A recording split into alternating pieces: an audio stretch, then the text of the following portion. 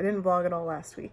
Like, zero footage, because I just didn't feel like it, honestly. Truth be told, I had my first period post having my baby, so like 2 years, and I just didn't want to do anything at all. So there's that. But it's Monday. I also haven't been getting any sleep because the baby's got more teeth coming in, so he wakes up at 5 a.m. or earlier. So, and then he's cranky all day. So I've been sent upstairs by my husband to just take some time and read, because if I'm around, the baby's crying. That's just how it is. And I need a break. I got that much left of the Poppy War. Can I finish it today? Unlikely. Am I loving it? Absolutely. That's the update. I'll catch you guys later.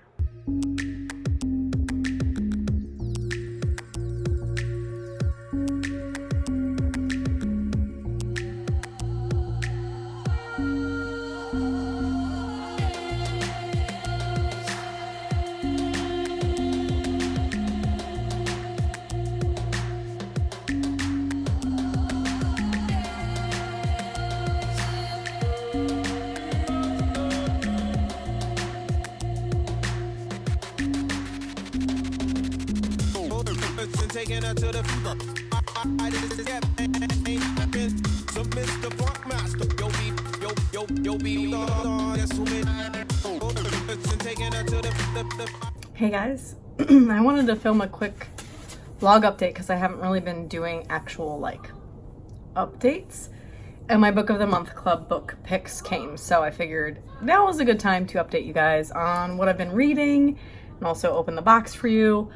Also, my Goldsboro edition, I think I mentioned before, but if I didn't, I got one of the Aurora Rising Goldsboro signed and numbered editions, and it was attempted delivery Tuesday, but we were out at lunch. So I asked for redelivery, and it didn't come yesterday, and it didn't come today, so my husband called, and they're gonna deliver it tomorrow. So I was hoping to have that to show you guys too, but we'll see it tomorrow. That said, what have I been reading? I finally finished The Poppy War by R.F. Kuang. I think I mentioned last week, maybe? I didn't vlog last week, but whatever, my last vlog, that I've been having a hard time in that I start books and I'm really, really into them. And then about the middle, I start to peter out my interest, and then I just kind of push myself to finish. And this was no exception. I still gave it a 4-star. I really like it, and I cannot believe it's a debut novel. I really appreciate an adult novel that doesn't shy away from swearing. I feel like it really endears me to the story, but I also swear a whole lot in real life. Like, have to really, really work on it still because of my kids. But when it's in a story about adults, an adult fantasy, it just feels realistic. And this is one of those where it wasn't overly done. It was perfectly done so that like you really felt the passion in dialogue. Also really enjoyed the story, generally speaking. My qualms were that it was like a little bit too long. Like, cause you start with Rin, the main character, and then you, like, where she is now, and then you get to the assassin school, and I loved all of that, but then you get to the war, and the war kind of goes on a little bit too much, I think. And this is a 530-something page novel, and it doesn't look thin. If you saw my video about the Pride Flag book tag, I mentioned that the Priory of the Orange Tree is intimidating to people because of how thick it is, but that it isn't actually that big because the pages are thick, and the text is big, and the margins are also big. This is the opposite, where it looks deceivingly normal, but the pages are thin and the text is small and the margins are small, and this took me a while to get through, more than I expected. However, that said, I cannot wait for, I keep tapping, sorry. I cannot wait for the Dragon Republic. I know that Allie over at Allie Corvair loved, she just read the arc of it and loved it. I think it's just a duology, so there won't be another one after that. So I can't wait for it. It's out August 6th, I want to say. So I'm not gonna, I'll talk about it in a second, but I'm not gonna request arcs anymore. So I'm just gonna wait till August 6th, like everybody else will have to. 4-star, very strong, can't wait to see where it goes. Love R.F. Kuang's work now. She'll be an insta-buy for me. That said, I don't have this copy because it's an e-arc. I got the Lords of Jade and Shadow. Is that what it's called? Damn. And I'm not loving it. And it's not that I was really excited because it's about mythology and it's about gods and it's super cultural. It's just a bunch of things that I really, really thought I would enjoy, and I'm not liking the writing style.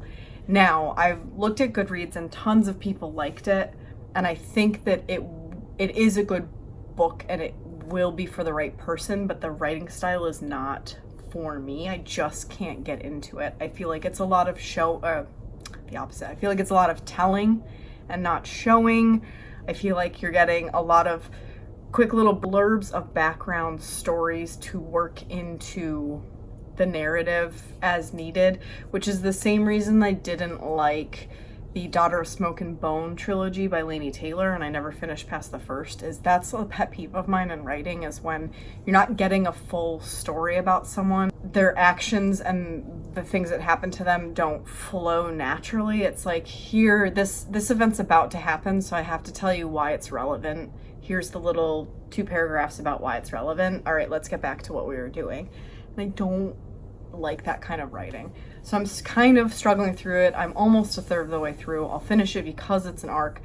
But I have found that I'm just not an arc person. Like, a lot of my friends and a lot of booktubers get really excited and they put in for a lot of arcs, and like, I thought I'd be that way, but I'm just not. I don't want the pressure, and I don't like when I don't enjoy a book because I can't not read it. Like, I feel bad. So now I'm gonna finish this book that I don't really necessarily want to. It's a strong 3-star right now, but that's my take on arcs. I'm not really gonna extend myself to try and get arcs in the future unless I get big enough for someone to send me arcs just at random, and then we'll see how it changes that. So let's move on to what I am also reading right now besides Gods of Jade and Shadow, and I just have the dust jacket, but An Absolutely Remarkable Thing by Hank Green. I was kind of nervous about it. John Green, I really like most of his books for what they are, which is, they're not, I don't want to say cliche, but they're like almost the same concept as Manic Pixie Dream Girl, where things are just too like cookie cutter. And I feel like I'm getting the same out of this story for Hank Green. But that said, I'm actually very much enjoying it. I'm about 80 pages in.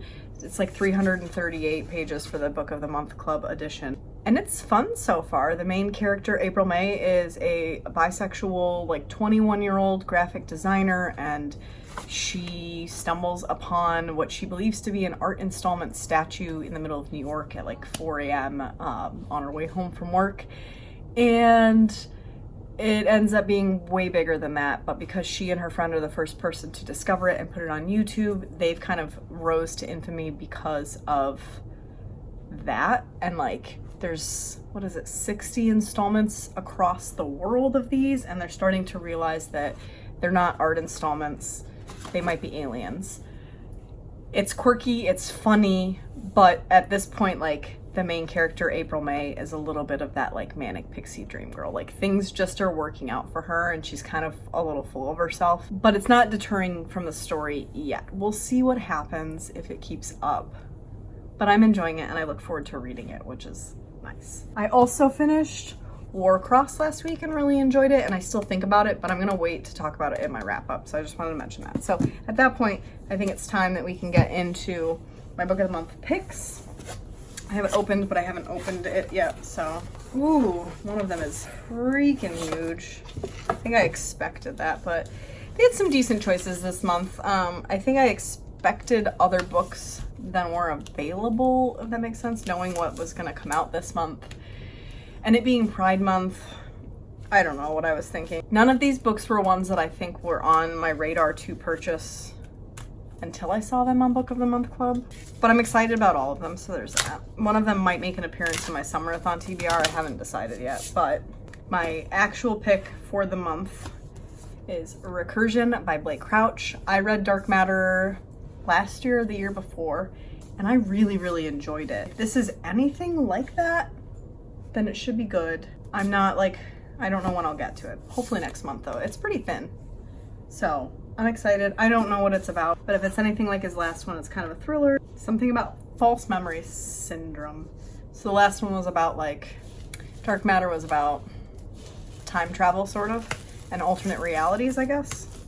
alternate universes. Okay, so these are my two add-ons. They're YA, and I believe they're considered fantasy, if you want to call it that. But I got The Witches Don't Burn in this one by Isabel Sterling. This is the one that might make it onto my Summerathon TBR, so we'll see. I really just dig the cover, and the Goodreads reviews were pretty good, and it's queer if I'm not mistaken. Elemental magic, which is my favorite kind of magic. And yeah, the main character, Hannah, has an ex-girlfriend, so this will work for Pride Month.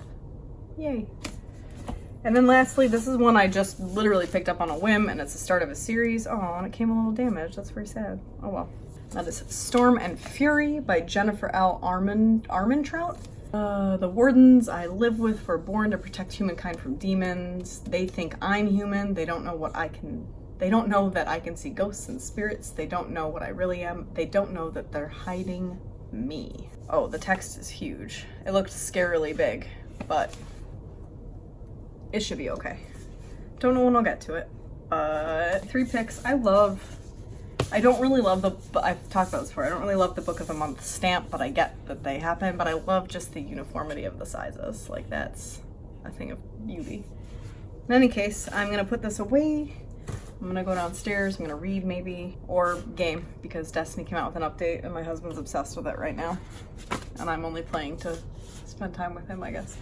My son is now off school officially today. He's doing his end of year Lego right now.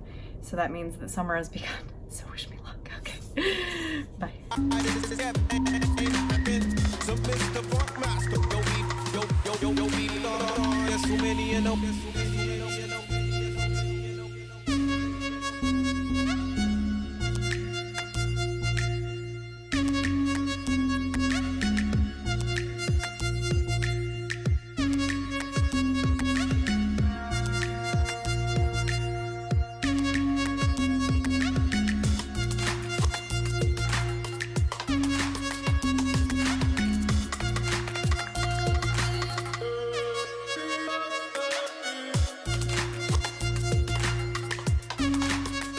Good morning. It is Monday. I haven't done any updates in like days, but I have been reading. I finished An Absolutely Remarkable Thing. I'm not sure if I talked about that, by Hank Green.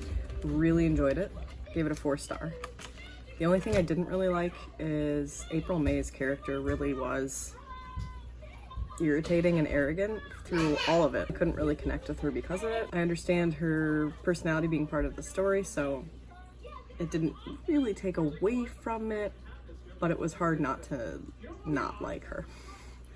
In any case, I'm excited to see what he comes out with next, because I do believe it's the first in a series, or at least there'll be a sequel, because it is listed as a #1, and the entitled that he's working on is listed as #2, I believe, in Goodreads. So at the end of that, I didn't feel like getting into any fantasy, which is all that I have on my TBR until the Summerathon. So I'd stopped at the library and I picked up this book, Confessions by Kane Minato, because Chelsea over at Chelsea Darling Reads had read this and said it was really fucked up, and she made her boyfriend Aldo read it, who also thought it was really fucked up, and it's short, and I got interested, and it was pretty fucked up. I don't think I reacted the same way she did, so I don't know what that says about my brain, but this was also a 4-star for me. I know that I saw some of my friends on Goodreads that did not like it, but I really did. It kind of reminded me a little bit of Murakami's writing style, but different in everything else. In that, like, the plot and the characters and everything else was not magical realism, but it's like a thriller. It's about a teacher who in the very first chapter is explaining her daughter's death. Her 4-year-old daughter died. It was ruled an accident, but she knows that 2 of the students in her class have committed murder and killed her daughter, but she doesn't name who they are. So the class all gets to hear that 2 of their classmates are murderers, and then the teacher retires, and it's kind of the fallout and aftermath of that, as well as like the perspective of the 2 kids involved and a 3rd student, and it's all sorts of fucked up. And I really liked it. I raced through it. I read it in probably less than a day, but the subject matter is pretty messy. So go in knowing, if you do intend to like check this out, that the plot, the baseline plot, is pretty fucked up. but good. So this wasn't on my TBR because, you know, we're not even halfway through June and I've already diverted, but back onto the TBR.